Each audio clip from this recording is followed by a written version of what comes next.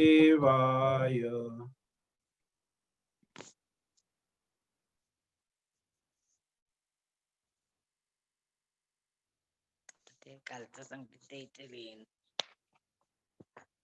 स्वामी जी आप म्यूट हो गए हैं। स्वामी जी आप अनम्यूट कीजिए। ओम नमो भगवते वासुदेवाय। ओम नमो भगवते वासुदेवाय। ओम नमो भगवते वासुदेवाय। ओम नमो भगवते वासुदेवाय। ओम नमो भगवते वासुदेवाय। ओम नमो भगवते वासुदेवाय। ओम नमो भगवते वासुदेवाय। ओम नमो भगवते वासुदेवाय। ओम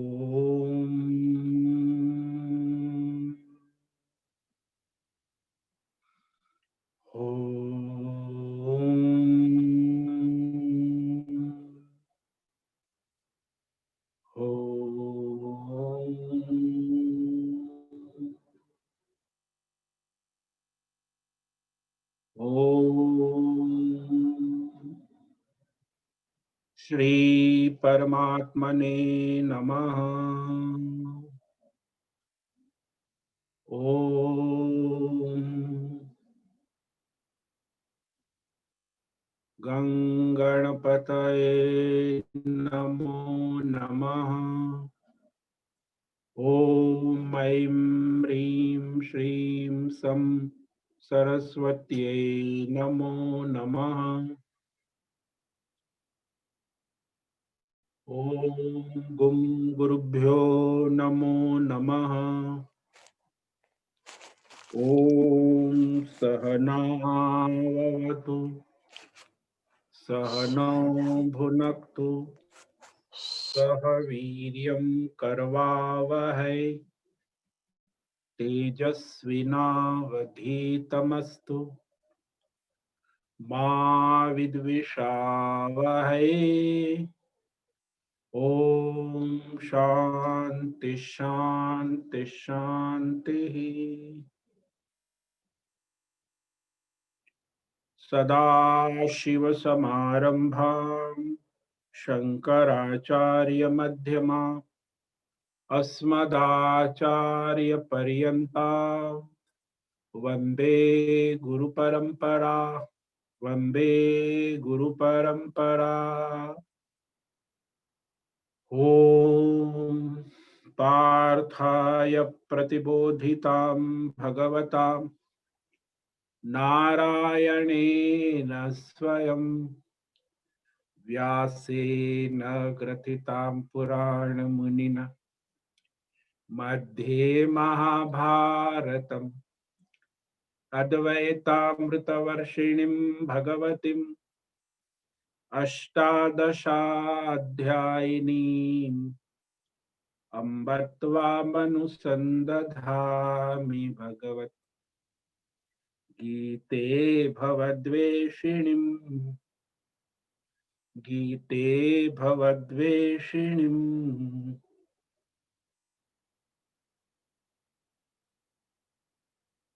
ओम नमो नारायणाय। ओम तत्सत। विक्रम संवत 2077 आज का मंगल दिन, मार्गशीर्ष महीना चल रहा है और उसका कृष्ण पक्ष शिशिर ऋतु चल रही है और षष्ठी तिथि है। आज सोमवार है, भोलेनाथ भगवान शंकर का वार, सोमवार, चंद्रवार।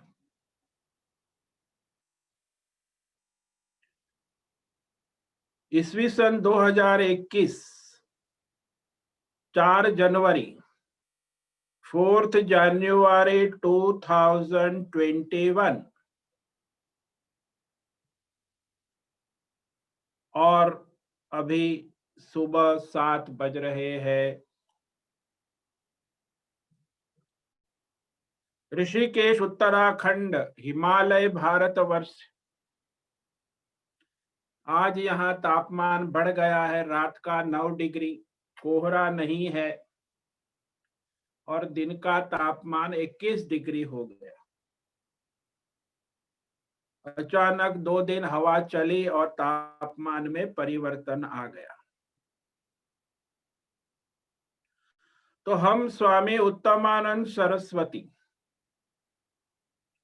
भगवत गीता के आचार्य शिष्य स्वामी चिन्मयानंद सरस्वती केवलाद्वैत शंकराचार्य परंपरा से शिक्षित दीक्षित भारतीय वैदिक सनातन हिंदू धर्म परंपरा अनुसार संपूर्ण भगवत गीता ज्ञान यज्ञ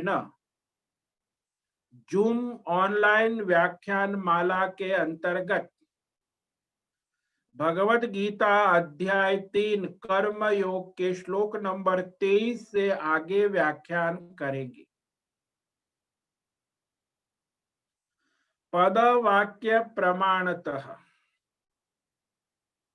संगति शब्दार्थ वाक्यार्थ भावार्थ सहित तत्वार्थ समेत संस्कृत और हिंदी में ईश्वर के लिए सरल व्याख्यान करेंगे। आप सभी को ओम नमो नारायणाय। कृपया आप सभी सावधानी पूर्वक एकाग्रता से स्थिर बैठकर भगवत गीता श्रवण साधना करें। बाद में बार बार मनन चिंतन अभ्यास वारंवार करें। अपना स्वयं का और सबका परम कल्याण करें। ओम तत्सत।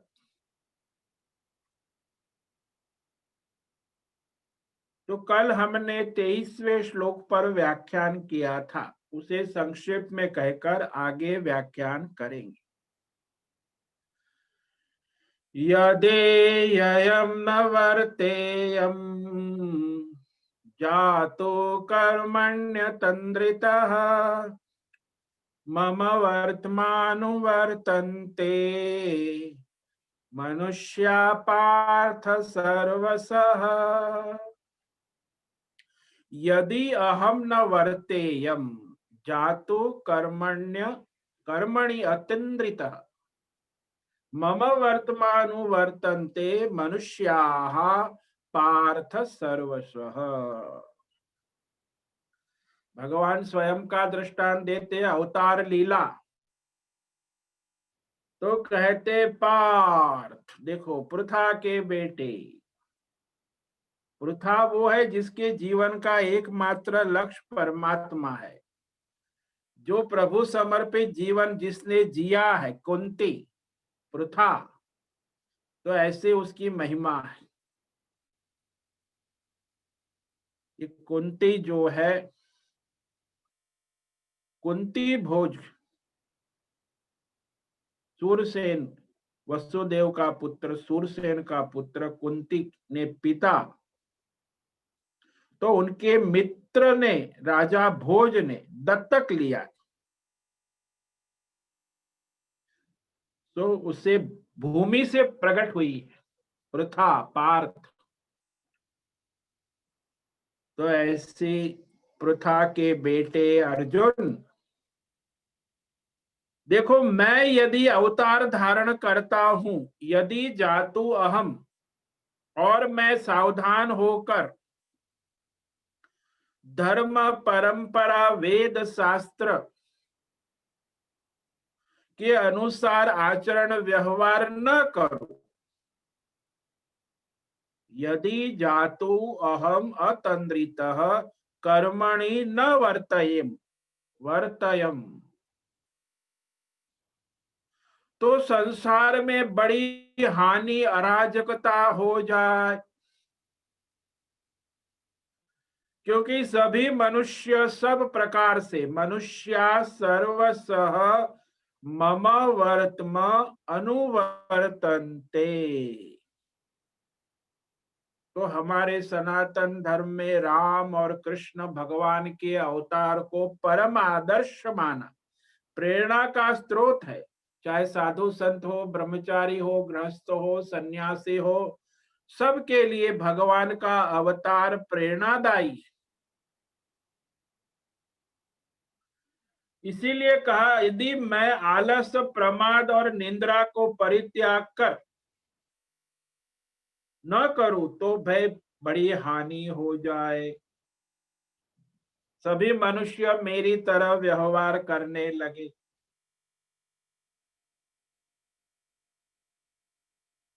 इसीलिए मैं बड़ी सावधानी पूर्वक धर्म की स्थापना के लिए अवतार लेता हूं, और उसमें भी धर्म की मर्यादा में रहता हूं।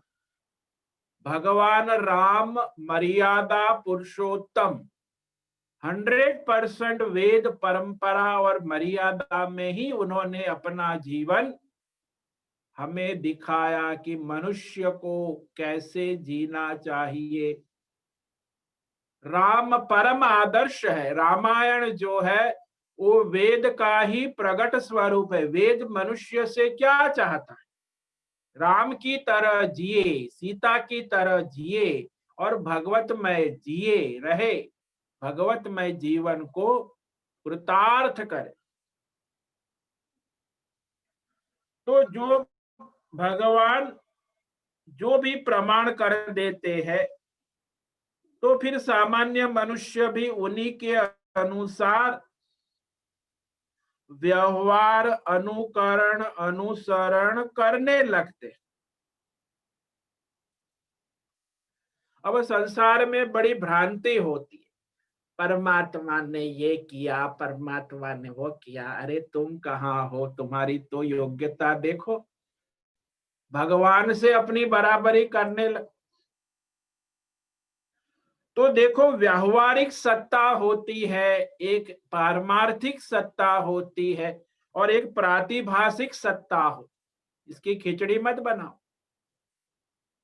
व्यवहार में जो देश काल परिस्थिति, वर्ण, आश्रम, धर्म जहां आप हो वो हो। आज का जो दिन है वो है। नहीं, सब भगवान है। कई लोग तो ऐसे भगवान भगवान भगवान करके पाखंड करते, ढोंग करते हमारे साधु समाज में।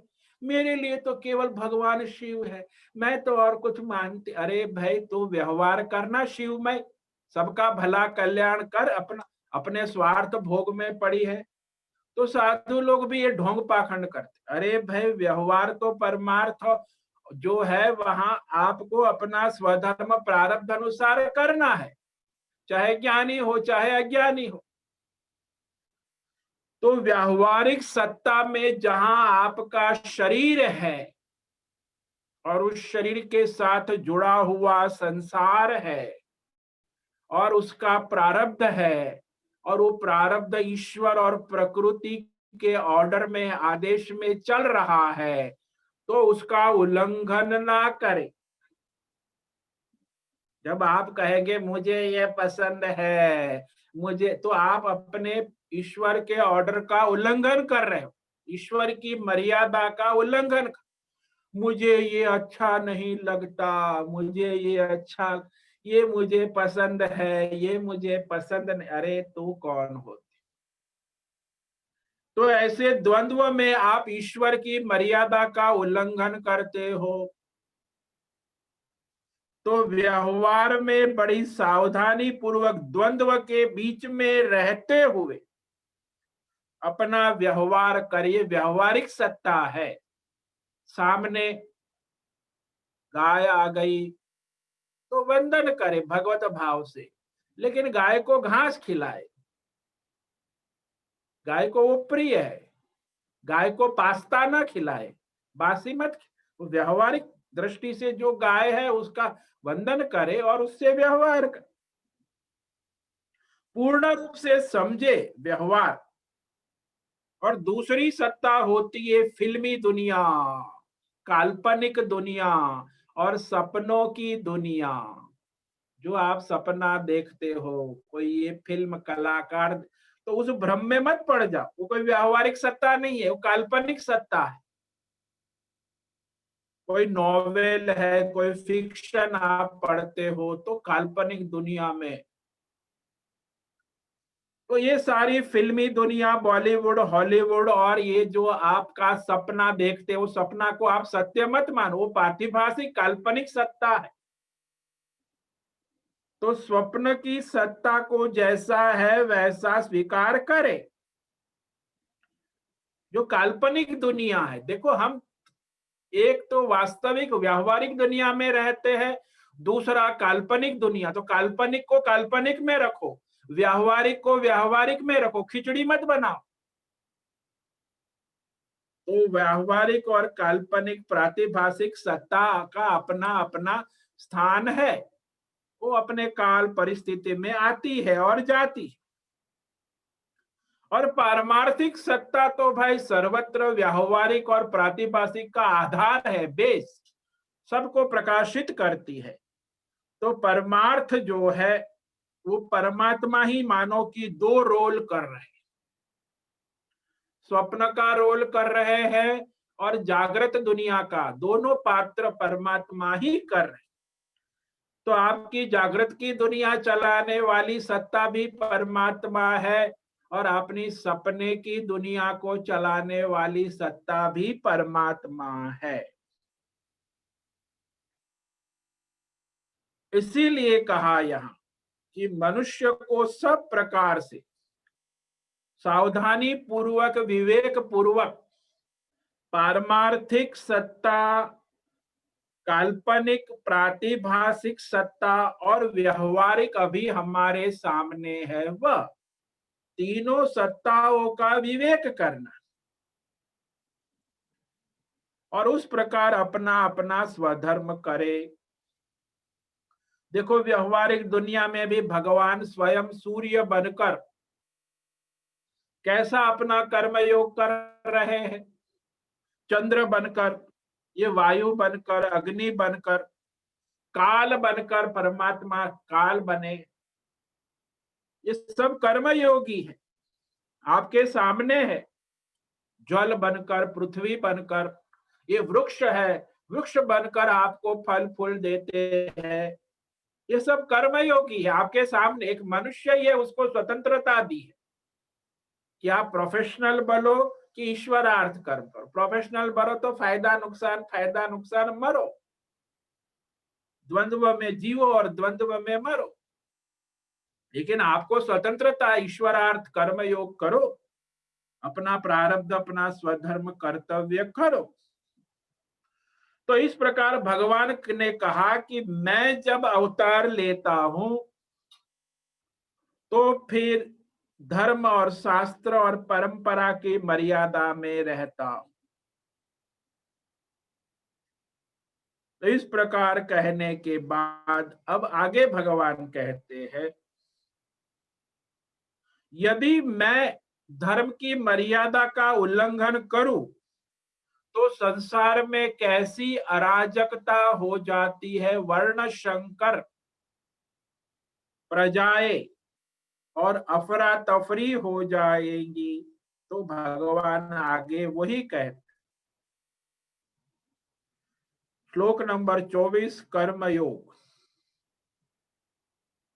उत्सीदेयुरिमे लोका न कुर्याम कर्म चेदहम् शंकरस्य च कर्ता स्याम् उपहन्यामि मा प्रजाः। उत्सीदेयुः इमे लोकाः न कर्याम कर्म चेत अहम् शंकरस्य च कर्ता स्याम् उपहन्याम इमा प्रजाः।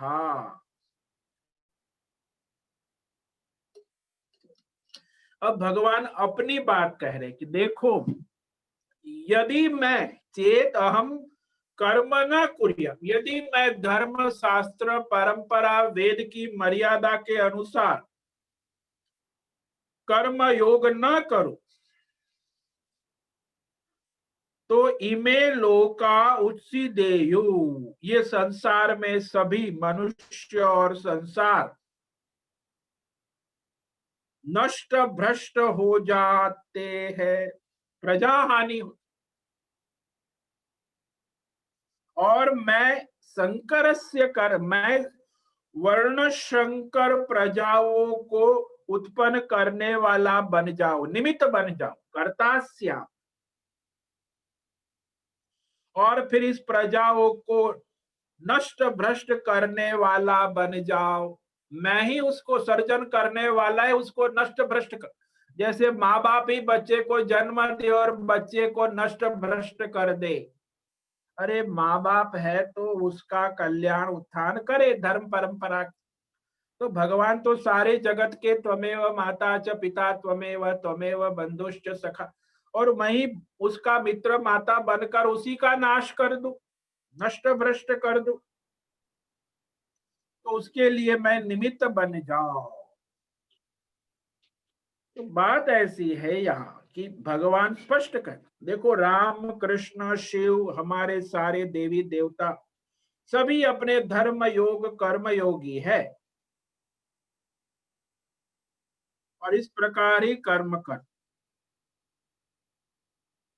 और इस भगवान तो यहाँ सभी मनुष्य के लिए, तो ये कलयुग चल रहा है ना, अभी कलयुग को तो 5000 हुए, लेकिन अभी धर्म शंकर प्रजाएं उत्पन्न होने लगी है। मुस्लिम हिंदू में विवाह करता है, जैन हिंदू मुस्लिम सिख ईसाई। हम नहीं, ये राक्षस लोग असुर लोग को ईश्वर धर्म की मर्यादा को नहीं मानते, वो ऐसे ही जीते हैं, ऐसे ही मरते हैं, और ऐसी प्रजा बहुत होती है। ये फिल्म वाले, बॉलीवुड वाले, हॉलीवुड वाले, इनको कोई धंधा ही नहीं है। तो ये जैन हिंदू ऐसी फिल्म ले आते हैं, मुसलमान हिंदू को शादी करता है, हिंदू मुसलमान, और मूर्ख बनाते हैं। तो इस प्रकार वो मूर्ख लोग होते हैं, उसका अनुसरण करते हैं, धर्म भ्रष्ट। धर्म शंकर कहते, हिंदू और मुस्लिम महिला विवाह करता है, सिख ईसाई और करता है, तो ये वर्ण शंकर, धर्म शंकर हो। उसकी दुर्गति है, दोनों की दुर्गति, उसकी तो दुर्गति है, उसके आने वाले बच्चे की तो महादुर्गति। उसकी परंपरा 2-3 पीढ़ी में तो राक्षस बन जाए। तो ये धर्म शंकर प्रजाएं कलयुग में उत्पन्न होने लगती। दूसरी जो प्रजा है वो है वर्ण शंकर, ब्राह्मण क्षत्रिय। वही आजकल तो हमारे सनातन मानते नहीं, हम तो अब जाति बाति को नहीं मानते। सरकार भी बिना अंतर जाति विवाह वाले को 1 लाख पुरस्कार देंगे। ये सरकार भी धर्म भ्रष्ट और प्रजा भी धर्म भ्रष्ट। अरे भाई, ब्राह्मण है, क्षत्रिय है, वैश्य है, शूद्र है, अपना मर्यादा में रहो। तो ये वर्ण शंकर प्रजाएं उत्पन्न होती। और आश्रम शंकर तो ब्रह्मचारी है, वो गृहस्थी की तरह रहने लगता है, गृहस्थी बना लेता है। अरे भाई तू 18 साल का है, पढ़। नहीं, मैं बॉयफ्रेंड गर्लफ्रेंड और गृहस्थी करते हैं, हम एंजॉय करते हैं लाइफ, लिव इन रिलेशन में। अरे मूर्ख, अभी गृहस्थी, शादी ब्याह के बाद गृहस्थी कर। नहीं, तो आजकल का जमाना ये ब्रह्मचारी गृहस्थी करने लगते हैं, गृहस्थी है वो सन्यास लेके बैठ जाते हैं, सन्यासी है वो वानप्रस्थी गृहस्थी करने लगते हैं, और फिर वानप्रस्थी है वो ब्रह्मचारी की तरह नौटंकी करने लगता है, ब्रह्मचारी बड़ा तपस्वी बनकर ढोंग करने। तो ये ढोंग पाखंड चलता है। ब्रह्मचारी अपना स्वधर्म नहीं करता, उसकी खिचड़ी पकाता है क्षत्रिय वैश्य। तो सारी वर्ण जाति में ये जो है 3 प्रकार का शंकर होता है। कलयुग में बढ़ रहा है, अभी हम देख रहे हैं 5-10% बढ़ा है, अभी बढ़ेगा धीरे धीरे। तो धर्म शंकर, वर्ण शंकर, धर्म शंकर यानी हिंदू मुस्लिम सिख ईसाई, वर्ण शंकर यानी ब्राह्मण क्षत्रिय वैश्य शूद्र, और आश्रम शंकर यानी ब्रह्मचारी गृहस्थ। अरे तुम्हारा स्वधर्म करो, तुम ब्रह्मचारी ये पढ़ो, तुम गृहस्थ हो गृहस्थी करो। अब सन्यासी की नौटंकी क्यों करते, लेकिन करते हैं अभी सारा। तो ये आश्रम शंकर हो गया। तो भाई सन्यासी है तो सन्यासी की तरह रहो, वानप्रस्थी है तो वानप्रस्थी की तरह रहो, गृहस्थ है तो गृहस्थी की तरह, ब्रह्मचारी है तो ब्रह्मचारी पढ़ो। तो ये कलयुग में इस तरह ये वर्ण शंकर प्रजाएं उत्पन्न होने लगती। भगवान कहते कि मेरा यह कर्तव्य है कि इस कर्म का फल मुझे भोगना है, ऐसी अज्ञान की बुद्धि को मोहित न कर। कि भाई तुम सावधान होकर अपना स्वधर्म कर्तव्य कर्म करो। इसीलिए यहां कहा भगवान कि मैं यदि ऐसा करूं तो फिर सभी लोग है। देखो भगवान कृष्ण ने भी तो ऐसे किया था, राम ने भी ऐसे किया था, शिव जी भी ऐसा करते हैं। तो शिव जी भी देखो वहां कैलाश पर्वत में पार्वती जी है, गणेश जी है, और घर में कौलगल भी बुलाते हैं। तो कौलगल आती है तो सब लोग ऐसा धंधा व्यभिचार करने लगेंगे। आजकल तो सब मॉडर्न जमाना है, भोग विलास। तो ये वर्ण शंकर प्रजाएं, स्वेच्छाचारी, जिसको वर्ण शंकर यानी स्वेच्छाचारी, स्वच्छंद, उलट पुलट सारा, कोई ठिकाना ही नहीं। पशु से भी गए हुए, पशु तो अपनी मर्यादा में रहता है, खाता पीता है, गाय अपना दूध देती है, ये तो राक्षस से भी गए हुए वर्ण शंकर। तो उसके लिए भगवान ने कहा मैं तो बड़ी सावधानी से प्रेरणा देता हूं, क्योंकि मैं यदि ऐसा कुछ आलस्य प्रमाद और भ्रमवश धर्म कर्म मर्यादा का परित्याग कर दूं तो बड़ी हानि हो जाए,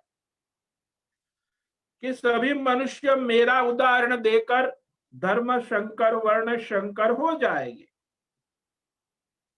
इसीलिए जो श्रेष्ठ मनुष्य है, धर्मात्मा है, उसे सावधानी पूर्वक अपने स्वधर्म मर्यादा में रहना चाहिए। तो भगवान के सिवा जो बड़े हैं, माता पिता आचार्य संत महात्मा, इन लोगों को बड़ी सावधानी रखनी। अच्छा वो उद्दंड उच्छृंखल और ऐसे ही स्वेच्छाचारी हो गए तो उसके पीछे जो है वो सब उसके फॉलोअर भी वैसे ही स्वेच्छाचारी हो जाते। उनकी संस्थाएं होती है, उनके फॉलो हर इंसान का होता है। इस प्रकार कहा। और अब जो है आगे का श्लोक, वहां भगवान कहते हैं कि भगवान ने अपना दृष्टांत दिया। अब भगवान जो है, जो योगी है, धर्मात्मा है, ज्ञानी है, उसको भी अपने प्रारब्ध के अनुसार अपना स्वधर्म कर्तव्य, लोक हित लोक कल्याण सबके भले के लिए निरंतर कर्म करते रहना चाहिए। 24 घंटे में 18 घंटे, 6 घंटे विश्राम करना है। तो फिर उनको भी भगवान कहते हैं कि भाई उन्हें लापरवाही नहीं करनी चाहिए, आलस प्रमाद निद्रा। अब मुझे क्या करना है, मैं तो सिद्ध महात्मा, मैं योगी हूं, मुझे क्या, और मैं चिल्लम पीऊंगा, मैं ये गांजा पीऊंगा, मैं कुछ भी करूंगा। अरे तू ऐसा उच्छंद नहीं, उद्दंड नहीं होना चाहिए।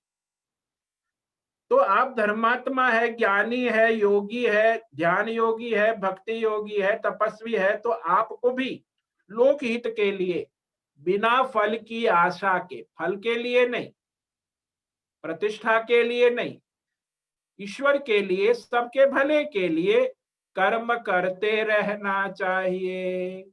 ये बात आगे भगवान श्लोक में कहने जा रहे, उसे आज हम पढ़ेंगे, इस पर व्याख्यान कल करेंगे।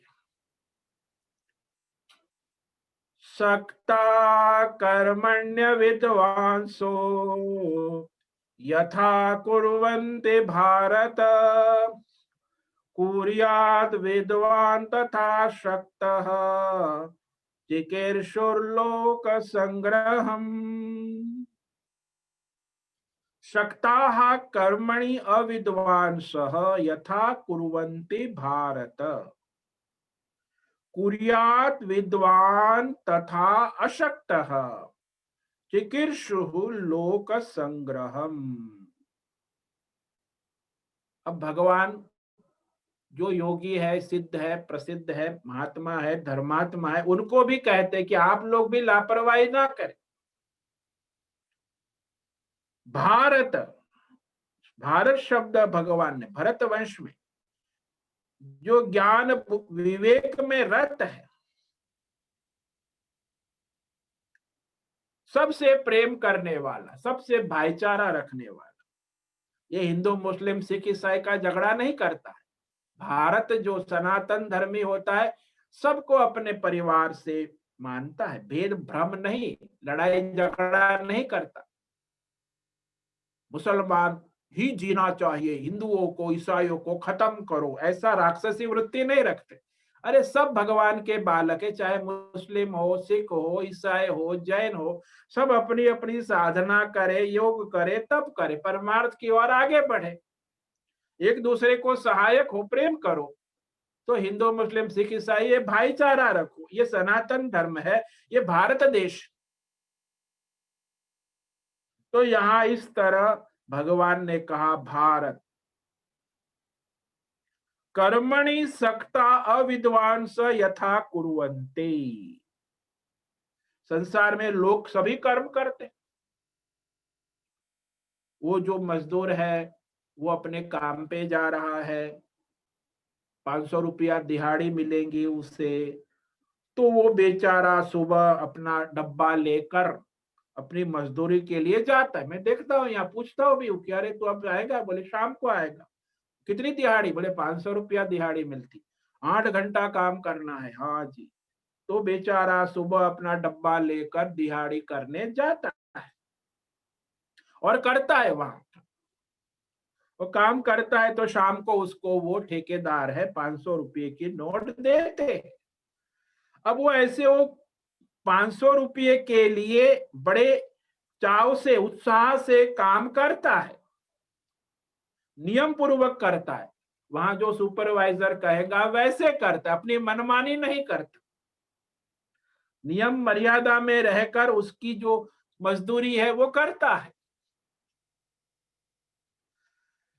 ठीक वैसे ही कहा कि जो कर्म योगी है, धर्मात्मा है, ईश्वरार्थ जीवन जीने वाले भक्ति योगी है, ध्यान योगी है, ज्ञान योगी है, तो ऐसे जो विद्वान है वो भी लोक संग्रह, अपने फल की इच्छा छोड़कर, स्वार्थ को छोड़कर, सबका हित, सबका भला, सबका कल्याण कैसे हो, ऐसी भावना से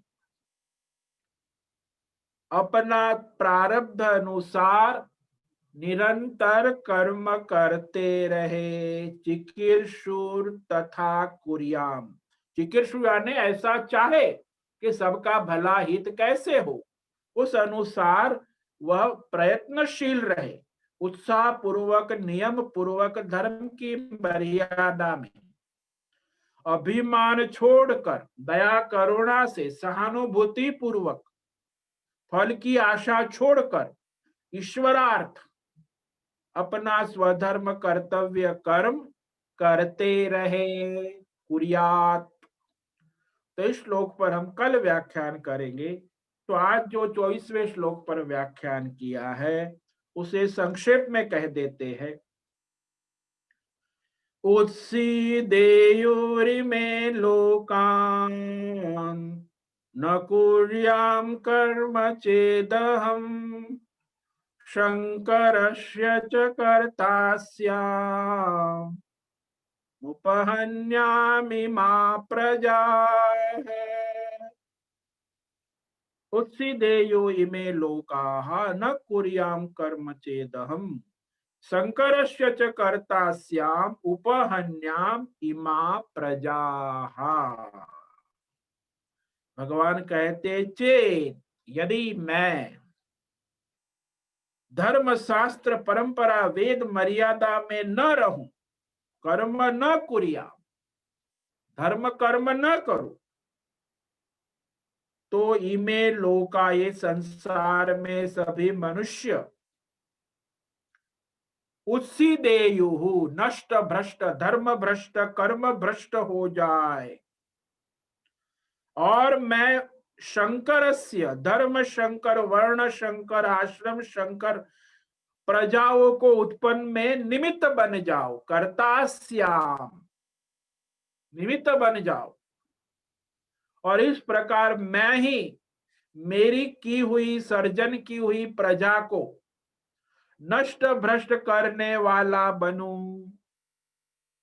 जैसे माता पिता ही अपने बच्चों को जन्म देकर उसे ही नष्ट भ्रष्ट कर दे, ऐसा भगवान कहते भाई वो अपनी प्रजा का हित कल्याण धर्म करे और कराए, ताकि अपना भी कल्याण हो, अपनी प्रजा का भी कल्याण हो। तो इस प्रकार भगवान ने ये कहा। और ये जो संसार है, इसमें वर्ण शंकर, धर्म शंकर और आश्रम शंकर प्रजा स्वेच्छाचारी होती है। वो लोग कोई मर्यादा को नहीं आजकल हम भी अखबार में पढ़ते, हम पितृ श्राद्ध में नहीं मानते, श्राद्ध नहीं करते, लौकिक प्रथा बंद, अरे बाप मर गया उसके लिए कुछ नहीं करना, अरे राम राम राम। तो ये स्वेच्छाचारी होने लगते, धर्म भ्रष्ट, कर्म भ्रष्ट, परंपरा भ्रष्ट। तो इस तरह भगवान स्वयं ये प्रेरणा देते हैं। ओम नमो नारायणाय,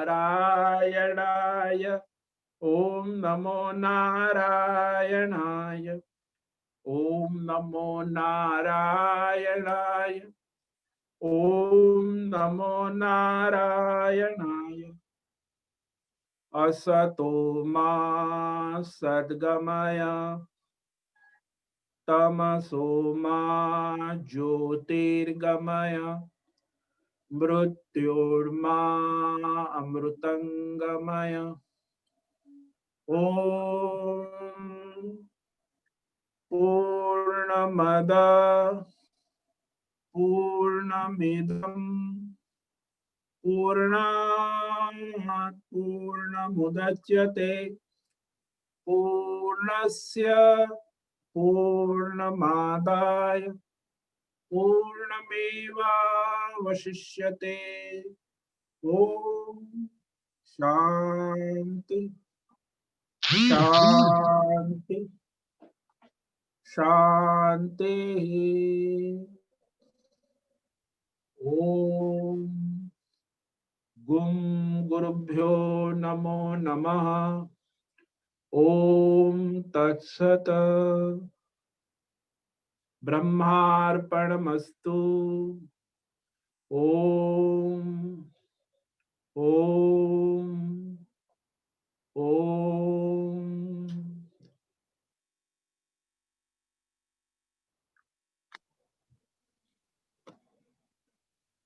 हरिओम हरिओम हरिओम। स्वामी जी, हरिओम। बोलो भद्रेश। स्वामी जी, ये जो आपने हमें विवेक कराया, व्यवहारिक स्थिति, पारमार्थिक स्थिति और तीसरी जो है स्थिति, ये तीनों पे जरा प्रकाश डालेंगे क्योंकि ये गहन है। ये जो आप संसार वर्तमान में देख रहे, जागृत अवस्था में जो भी आपके सामने है वो व्यवहारिक सत्ता है, जागृत अवस्था। और स्वप्न में जो आप देखते हैं, आप यही संसार फिर आप सपना में भी देखते। तो स्वप्न में जो आप देख रहे हैं वो प्रातिभाषिक सत्ता है। ईश्वर की सत्ता में वो स्वप्न प्रकट होता है। वहां सूर्य नहीं है, जागृत की तरह चंद्रमा, सब वहां स्वप्न में आप देखते हैं। तो स्वप्न में आपका ये जो जागृत जगत है, बिना कोई भौतिक वस्तु हुए सूक्ष्म शरीर से, सूक्ष्म रूप में आप सपने में जो जगा हुआ संसार है वैसा ही संसार सपने में देखते हैं। तो ये स्वाप्निक संसार है, काल्पनिक है। जैसे ये लोग फिल्म वाले बनाते हैं सेट, वो काल्पनिक सेट बनाते हैं, डायलॉग काल्पनिक बनाते हैं, तो प्रातिभाषिक सत्ता है, वास्तविक नहीं है। नकली चंद्र बनाएंगे, नकली सूर्य बनाएंगे, नकली सब काल्पनिक। वहां तुम्हारे फिल्म सिटी में थे कि वहां वो लोग, तो वो सब काल्पनिक दुनिया है, उसमें सारी चलती है, तो वो काल्पनिक सत्ता है, प्रातिभाषिक सत्ता। फिक्शन होता है, ये फिल्म होती है, कई लोग काल्पनिक बातें करते हैं, कई काल्पनिक कहानियां है, मिकी माउस है, ये सब काल्पनिक स्टोरियां भी बहुत चलती है दुनिया में, जिसमें कोई व्यावहारिक जागृत अवस्था का विषय नहीं होता, वो काल्पनिक होता। तो उस काल्पनिक सत्ता में भी सारा संसार है, तो उसको हम काल्पनिक संसार कहते हैं, स्वाप्निक संसार कहते हैं।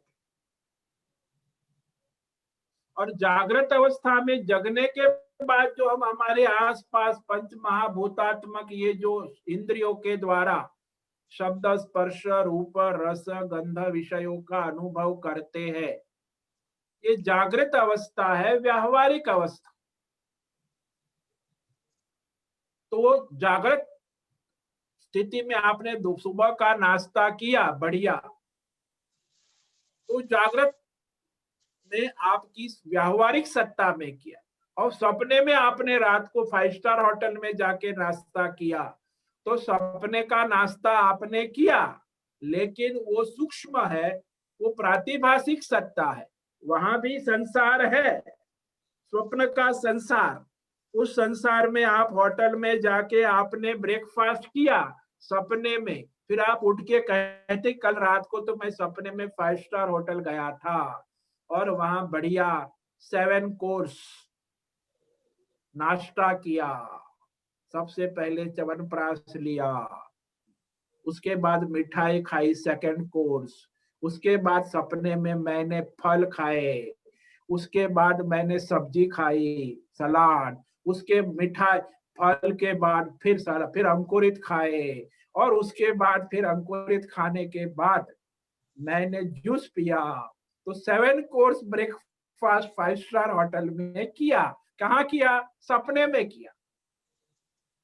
तो सपने में किया भाई, वो है काल्पनिक सत्ता है, उसे हम नकार नहीं सकते।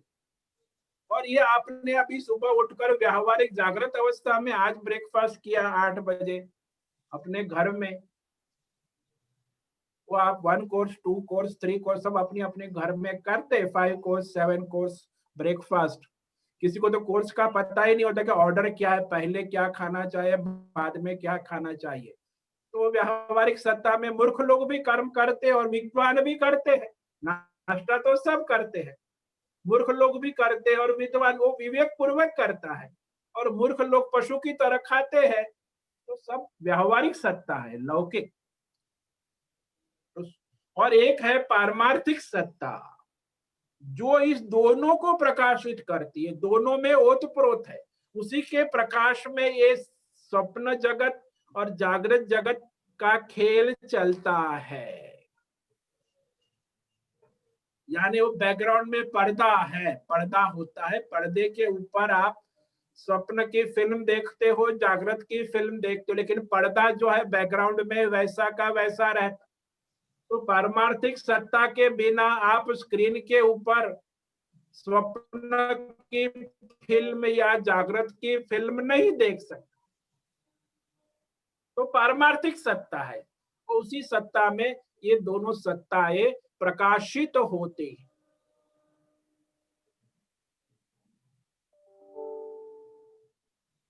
तो 3 सत्ता है, एक स्थूल भौतिक और एक सूक्ष्म स्वप्न जगत है, सूक्ष्म सत्ता है, और पारमार्थिक जो दोनों को प्रकाशित करने वाले परमात्मा।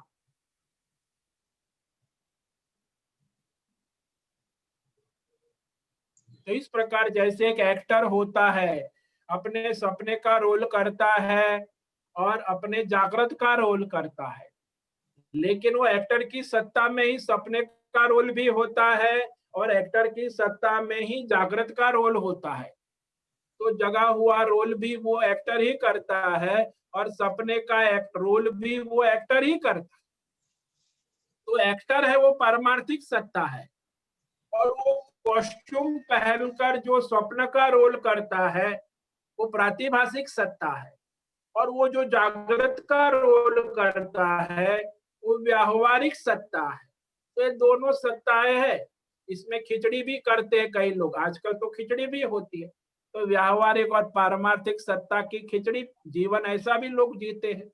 मूर्ख लोग, अज्ञानी लोग सपना भी देखते, व्यावहारिक और काल्पनिक दुनिया की खिचड़ी बनाते। तो वो अज्ञानी अविवेकी लोगों को कुछ पता ही नहीं है, तो चौथी सत्ता भी उत्पन्न हो जाती, खिचड़ी सत्ता। जागृत और स्वप्न की खिचड़ी करते रहते। तो ये 3 प्रकार की सत्ता, और एक वर्णशंकर सत्ता है जो जागृत और स्वप्न दोनों को मिक्स कर देते, उनकी बुद्धि और भ्रष्ट होती। जागृत का विवेक नहीं करते, स्वप्न का विवेक नहीं करते, परमार्थ का विवेक नहीं करते, सब खिचड़ी बना देते। उसको कहते वर्णशंकर सत्ता। वो वर्णशंकर हो जाए। यहाँ एक साध्वी है, कल मैंने, अरे तुम क्या, अरे मेरे लिए तो, मैं कहाँ रहती हूँ, मैं शिव भोले बाबा में रहती हूँ। क्या करते हो? बस मेरे लिए तो सब भोला भोला है। कहाँ जाती हो? मैं भोले के दरबार में आती जाती। अरे मूर्ख, व्यावहारिक मैं प्रश्न पूछ रहा हूँ कि तू कहाँ रहती है, कहाँ से आई? बस मेरे लिए तो सब भोलेनाथ ही है, भोले के सिवा कुछ नहीं। मैं तो आती हूँ भोले में, जाती हूँ भोले में, रहती हूँ, मेरा कोई घर नहीं है, ठिकाना नहीं है। ये मूर्ख है।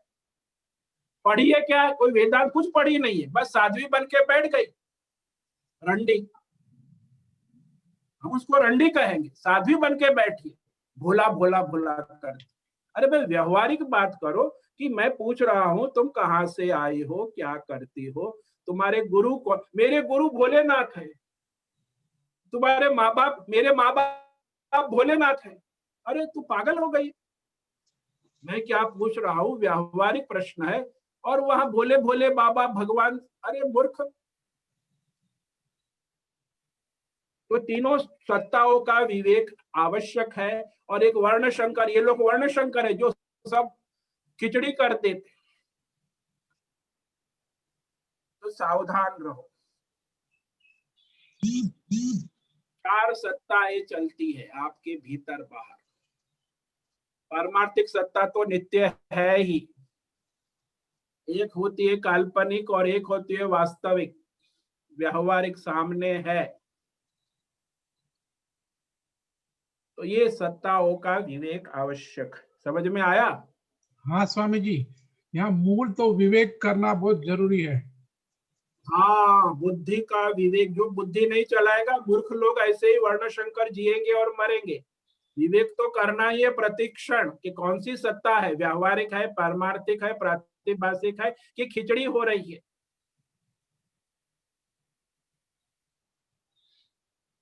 और विवेक आवश्यक। विवेक करने के लिए सत्संग करना पड़ेगा, शास्त्र, हाँ, धर्म, परंपरा। विवेक ना हुई, सत्संग करेंगे तो विवेक होगा। नहीं तो अपने भ्रांति और भ्रम में ही पढ़े, कुछ किताब पढ़ रही। गीता पर भी देखो 3000 लोगों ने कमेंट्री लिखी है, मूर्ख लोग। गीता पर व्याख्यान, उनकी करोड़ों बेस्ट सेलर कमेंट्री चल रही है बाजार में। 3000 पीपल बकवास लिखते रहते, सब अपनी अपनी बुद्धि के अनुसार खिचड़ी पकाते रहते, कोई विवेक ही नहीं। 3000 कमेंट्री भगवत गीता पर सेलिंग हो रही है मार्केट में, अरबों करोड़ों। अब गीता का ढोल पीटते रहते, विवेक नहीं। मूलभूत तत्व सिद्धांत शब्द क्या है, शास्त्र क्या है, और उसका विवेक केवल बुद्धि कर सकती है। अब आप मन की और इंद्रियों के गुलाम हो गए, वो विवेक क्या करेगा? जो 10 इंद्रिय और एक मन के गुलामी कर रहा है, उससे बुद्धि काम ही नहीं करेगी। तो ये तो संयम भी आवश्यक है, विवेक भी आवश्यक, और निरंतर शास्त्र का अध्ययन, श्रवण, सत्संग, मनन, तब जाके विवेक होता है।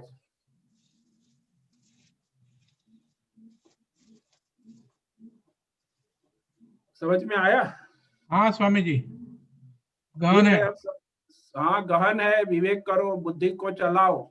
बुद्धि पे धूल पड़ी हुई है, 99% लोगों की बुद्धि काम ही नहीं करती, बुद्धि पे धूल पड़ी हुई है, उठाओ उसे और बुद्धि का सदुपयोग करो, विवेक करो।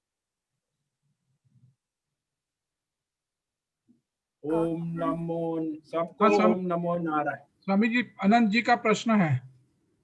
हाँ पूछिए, 2 मिनट है, पूछ लीजिए। अनंत जी आपका प्रश्न पूछिए।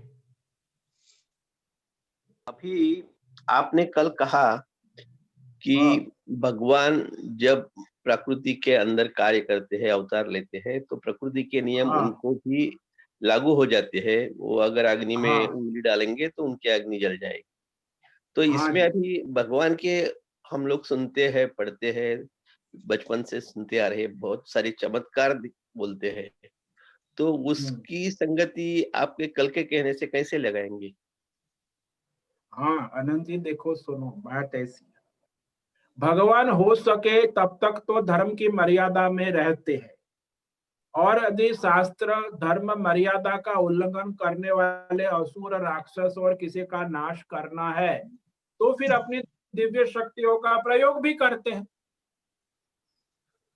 तो एक्सेप्शन में होता है, नॉर्मल में तो वो अर्जुन के साथ ब्रेकफास्ट करेंगे, लंच करेंगे, लेकिन जब कुंती याद करेगी तो उनको वहां भोजन पहुंचाएंगे, वो दैवी शक्ति का प्रयोग करेंगे, अवतार है ना, तो उनके लिए सारी संभावना है। तो धर्म का प्रमाण भी रखेंगे और अपनी दैवी शक्तियों का प्रयोग अधर्म का नाश करने के लिए करेंगे। तो वहां उनकी ऐश्वर्य प्रकट होता है उनका, तो वो भगवान प्रसंगोचित करते हैं। आप देखो भगवान कृष्ण का चरित्र, राम का चरित्र, रावण इतना पूरी सेना को लेकर आ गए तो भगवान अपना ऐश्वर्य प्रकट करते हैं और उसके साथ वो उसका समाधान भी करते, धर्म की स्थापना भी करते हैं, अधर्म का नाश भी करते हैं। तो ये सब शक्ति, चमत्कार, ऐश्वर्य भगवान के लिए तो कोई असंभव है ही नहीं, ये तो उनकी लीला है। असुरों को मारना क्या, वो तो ऐसे चुटकी बजाएंगे तो रावण भस्म हो जाएगा, लेकिन भगवान ऐसा नहीं करते। भगवान पुल बनाते हैं, सीता जी को वहां लेने जाते हैं, रावण को मारते हैं, ये सब व्यावहारिक सत्ता को महत्व देते हैं। भगवान के लिए क्या है, सीता जी को लाना है तो आंख बंद करके वहां से उठा के ले आ सकते हैं। हनुमान जी भी समर्थ थे, हनुमान जी को भगवान ने कहा सीता जी को लिया तो हनुमान जी ले आते, लेकिन हनुमान जी को भी मना किया कि नहीं, तू केवल देख के आना है। अर्जुन हनुमान जी पर केवल सीता जी का दर्शन करके आए और फिर भगवान ने युद्ध करके सीता को वहां से मुक्त कराया। तो ये धर्म की स्थापना के लिए लीला करते हैं भगवान, तो उसमें व्यावहारिक और पारमार्थिक दोनों सत्ताओं का प्रयोग करते हैं। समझ में आया? हाँ स्वामी जी, आया समझ में। हाँ ठीक है, अब समय पूरा हो रहा है। सबको ओम नमो नारायणाय। ओम नमो ओम नमो नारायणाय। ओम नमो नमो नारायण। नारायण। ओम नमो नारायण। ओम नमो नारायण।